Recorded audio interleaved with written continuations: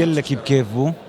كيف هايناج مجي السؤال كرجيجو انه بدليوي قال لك بكيف بو اجي قال لك بسر بلندم بفيتشتي انه كيف هاي جيرهات شل سر نقشاندية بحثا شد كان سرودا نتاوية كردستاني هاي رقيب ونافي كردستاني بخطة ديواني هاتي دانين وبلندبه آرمان جواج تشيكرنا في برهمي تشبوية انه ببه وقسم بولكي ديار ببه انه ام كرد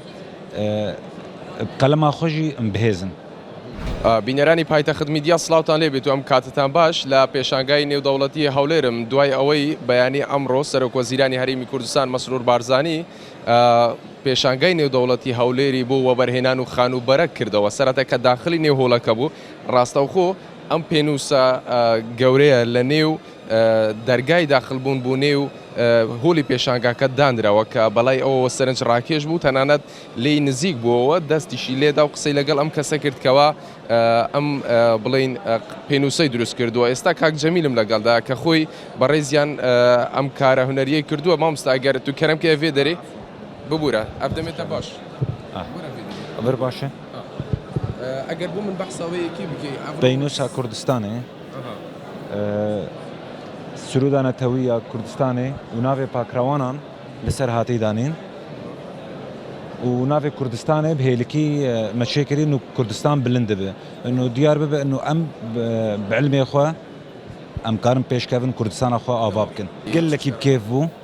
كيف هاينا مجي السؤال كرجيجو انه بدليوي قال لك بكيف بو اجي قال لك بسر بلندم بفيتشتي انه كيف هاي جيرهات وان شاء الله امي يكا مظن حاضر بكن انه مظن دينا في الكاك داخلي هولير باشا ما ديدوي چند پرسك اشتاكرين وبحثات شكل السر في بيش جمع برسي انه بتشي بويه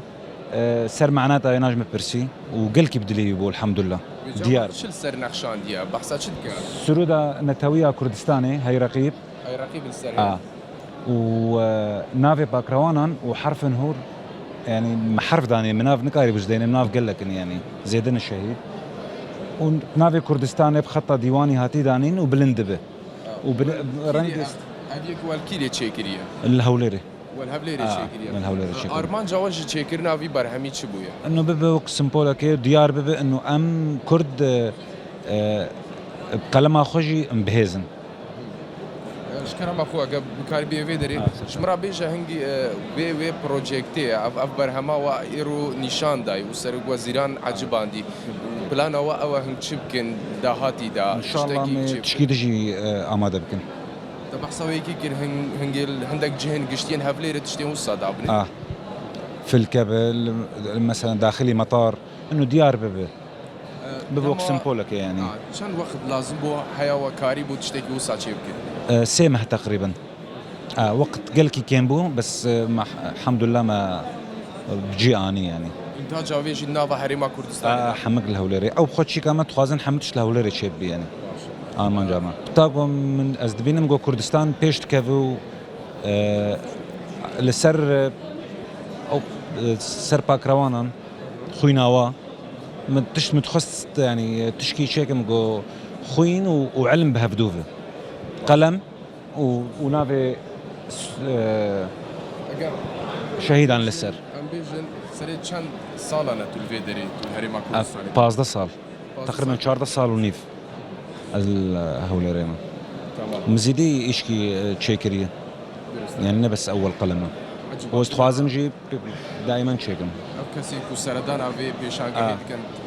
حياة شقاس يعني وعجبان دي أفكاري براستي قال لك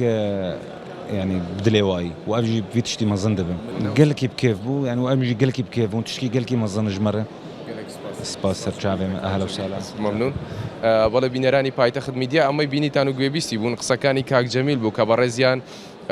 خاوەنی ئەم پێنووسە گەورەیە کە وەکو خۆشی ئاماژەی پێکرد کە ئەو سرۆدی نیشتیمانی ئەی ڕەقیبی لەسەر پێنووسەکە نەخشاندووە و نووسیویێتەوە لە سەریشەوە ئاڵایەکی کوردستانی دانا وەکو ئەوەیە کەوا گەلی کورد هەرێمی کوردستانیش بە قەڵەمەکەی بە پێنووسەکەی دەتوانێت گۆڕانکاری لە داهاتووی و لە پاشە ڕۆژیدا بکاتن و ئەمە بوو کە سەرۆکوەزیرانی هەرێمی کوردستان مەسرور بارزانی کە